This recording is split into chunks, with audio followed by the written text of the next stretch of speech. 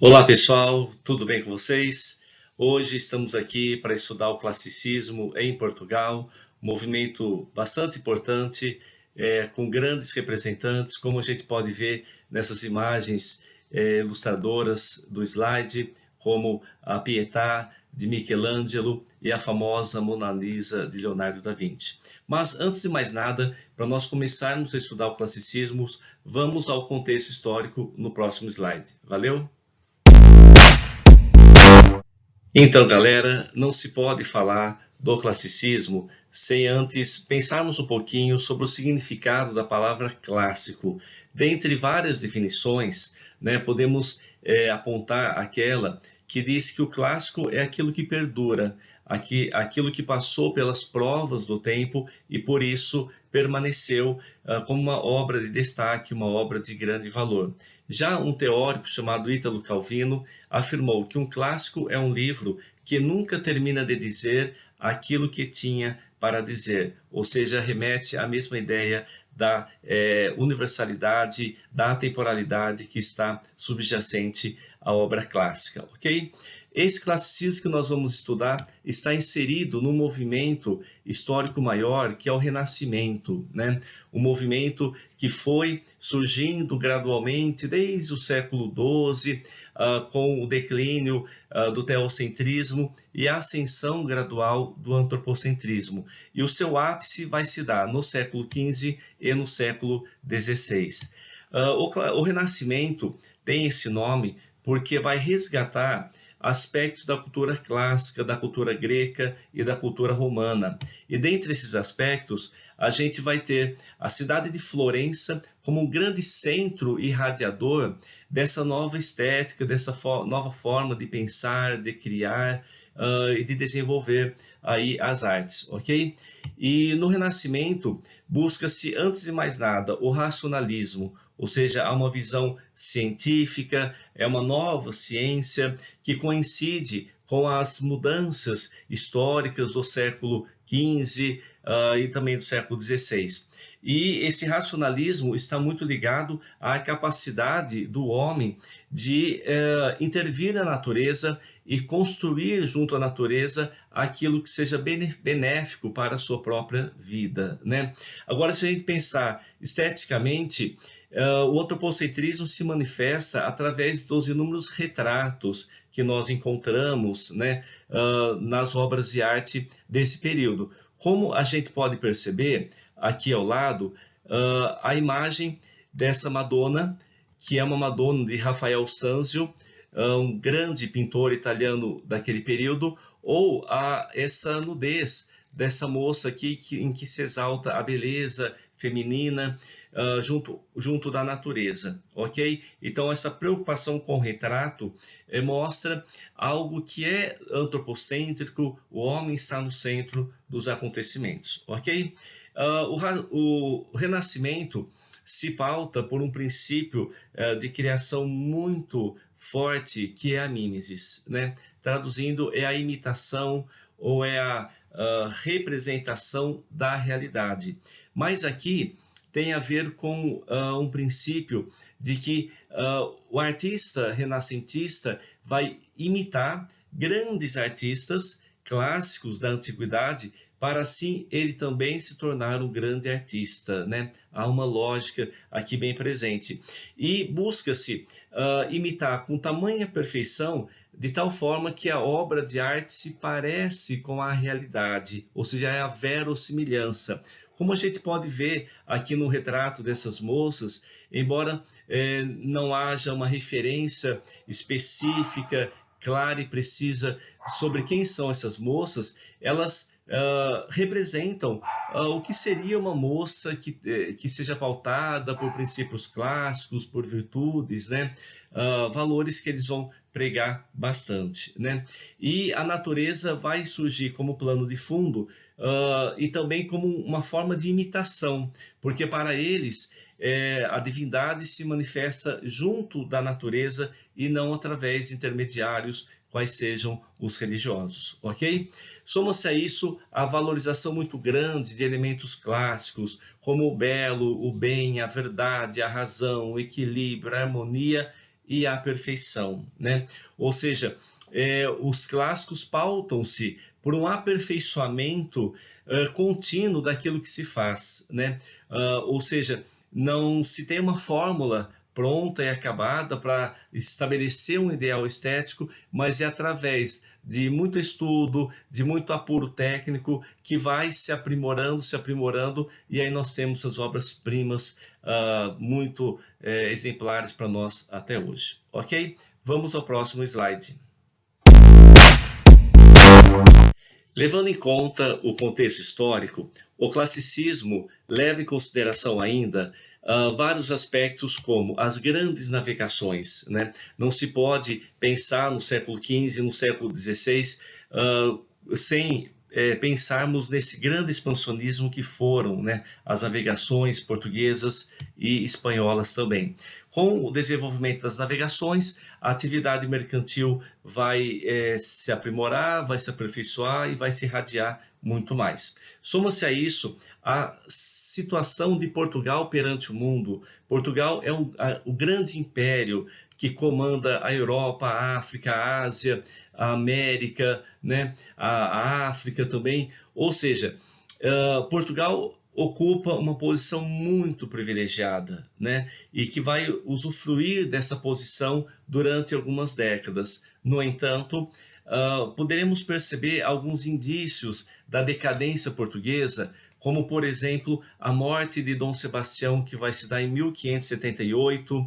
2 anos depois, haverá a morte de Camões, né? O que vai fazer a sociedade portuguesa cair assim num declínio muito grande, e no mesmo ano da morte de Camões dá-se início ao domínio espanhol, né? Mas isso é uma matéria para um próximo assunto. Soma-se a isso a Santa Inquisição, que se implanta em Portugal em mais ou menos 1547. Lembrando que a Santa Inquisição vai ser um dos braços da Contra-Reforma Católica, que foi uma atitude para tentar conter os reformistas protestantes, Martinho Lutero, por exemplo, que desde o início do século XVI, 1517, 1518 e anos subsequentes, vai atrair muitos fiéis que se adequam, que se conectam melhor com essa nova ordem, que é a ordem mercantilista. Ok? Vamos ao próximo slide. Pessoal, as principais características do classicismo estão aqui elencadas, né? A primeira delas é o antropocentrismo, que reflete também o Renascimento, e o hedonismo. Traduzindo, o hedonismo vem a ser um culto aos prazeres, né? Aí você pode entender a grande preocupação com a beleza da obra de arte clássica, ou, por exemplo, o retrato da nudez humana, ou seja, os prazeres vão ser buscados durante esse período, mas, cuidado, não é somente o prazer pelo prazer, é o prazer como uma forma de realização humana, e é por isso que, junto ao belo, há a preocupação com o bem. Ou seja, deve-se curtir a vida, mas com moderação, com equilíbrio, com serenidade. Soma-se a isso o racionalismo, que nós vamos ver, por exemplo, na obra de Camões, um poeta que vai traduzir de uma forma bem clara, bem objetiva, quais são as suas ideias a respeito dos sentimentos, a respeito do amor, ou a respeito das grandes navegações portuguesas, né? E esse racionalismo se manifesta também numa preocupação bem formalista, ou seja, não basta somente escrever, mas escrever de uma forma perfeita a imitar a natureza. Daí que surge o estilo, chamado doce estilo novo, que é o uso de versos decassílabos, ou seja, medida nova, uso de um vocabulário culto, muitas figuras de linguagem, rimas regulares, estrofes regulares, tudo isso visando a construir uma obra que seja modelar. Daí o caráter universalista ali colocado acima, ok? Diante disso, a gente está num movimento bastante privilegiado em que busca-se fazer algo com muita e muita qualidade. Aí nós vamos ter a preocupação com o equilíbrio, a clareza, a harmonia, a concisão, a perspectiva, ou seja, virtudes que foram muito trabalhadas pelos gregos, pelos romanos e pelos italianos estavam sendo trabalhadas agora, e agora eles vão retomar isso na literatura.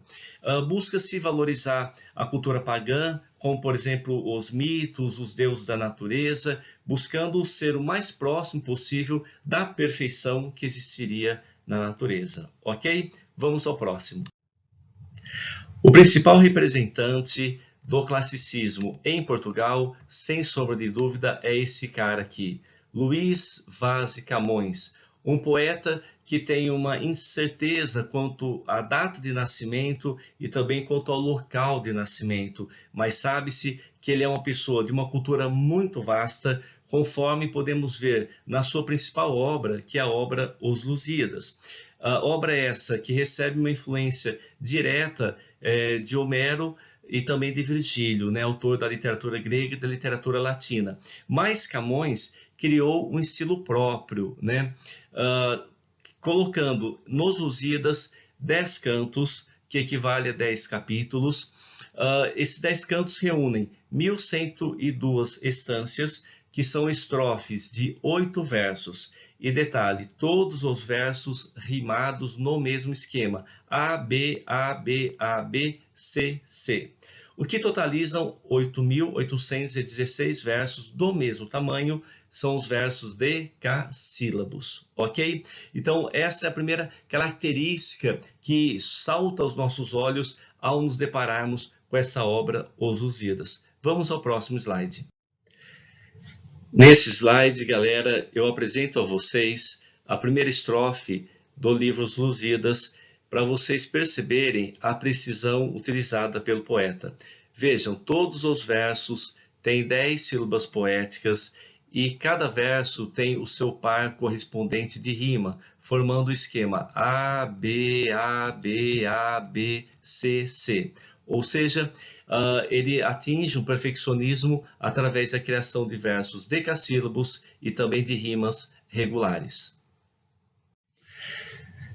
Além da qualidade formal do poema, Camões se utiliza também de uma qualidade temática, conteudística muito grande. Como vocês podem observar aí ao lado, o livro possui 5 partes, estruturada de uma forma bem racionalista, bem organizada. A primeira parte corresponde à proposição, em que ele vai nos contar o assunto do poema. Isso pode ser compreendido através de um verso, em que ele afirma que eu canto o peito ilustre lusitano. Ou seja, esse verso corresponde ao título do livro, que é exatamente Os Lusíadas. Na segunda parte, ele vai pedir uma invocação às Tágides. Quem seriam as Tágides? Seriam ninfas que habitariam as águas do rio Tejo, rio esse que corta a cidade de Lisboa e por onde as caravelas saíam até chegar em alto mar e prosseguir no seu curso, ok? A terceira parte, ele dedica esse livro a Dom Sebastião, o grande rei português, que subiu ao trono muito precocemente, deixou o trono também muito precocemente, aos 24 anos de idade apenas, Dom Sebastião parece que reuniu todo um espírito grandioso da nação portuguesa e Camões, fazendo jus a isso, dedica a obra ao Dom Sebastião como um exemplo para que todos os portugueses pudessem seguir, ok? Aí chegamos à narração. É a parte maior aqui do livro e é uma narração que tem uma forma já bem moderna de apresentar. Ou seja, em vez de começar a narração pelo início da partida das caravelas lá de Lisboa, a narração começa com os barcos já no Oceano Índico, sem saber que rumo tomar, perdidos porque precisam chegar até a Índia, e ali Camões vai misturar 3 planos narrativos. Ao mesmo tempo, ele vai mostrar Vasco da Gama comandando as caravelas, os marinheiros que eram subordinados a Vasco da Gama. Ele vai apresentar os deuses do Olimpo, que ora estavam a favor dos portugueses e ora estavam contra. E também ele vai acrescentar elementos da história de Portugal, desde a sua formação, o primeiro rei, o segundo rei, até chegar ao rei do tempo da navegação de Vasco da Gama, que é o rei Dom Manuel, também conhecido como o Venturoso. Nessa narração toda, destaca-se alguns episódios famosos, como vocês podem perceber pelas imagens, né? Aqui na parte de baixo, nós temos a figura de um velho dirigindo-se às caravelas lá atracadas à beira do Rio Tejo, e esse episódio é chamado O Velho do Restelo. É um episódio à parte na história, porque não vai ter um tom elogioso ou laudatório, e sim é um episódio crítico em que esse velho vai denunciar que as intenções dos portugueses não era propriamente uma intenção de levar a fé ao Oriente, mas sim o desejo de posses, de bens materiais, ok? Na parte aqui de cima nós temos o episódio da Inês de Castro, um episódio muito trágico e que ficou registrado na história de Portugal, em que a Inês foi proclamada rainha depois de ter sido morta a mando do sogro, a mando do rei Dom Afonso IV, né? Ou seja, Camões diversifica a obra épica tradicional, acrescentando um episódio lírico de grande intensidade dramática, que vai ser essa morte de Inês de Castro e as consequências para o Pedro, que era o seu esposo. Lembra-se que é o Pedro I de Portugal, não é o Pedro I do Brasil, tá? Essa história da Inês de Castro teria se passado no século XIV, né, nos anos de 1300 ali. E abaixo nós temos essa figura gigante, que é a figura do gigante Adamastor. Um episódio em que Camões criou para mostrar a superioridade dos portugueses em dominar as forças da natureza, forças essas simbolizadas através da figura desse gigante, ok? E por fim, a obra vai terminar lamentando. É engraçado porque essa obra toda é um elogio constante à nação portuguesa, o seu fim não vai ter o mesmo tom.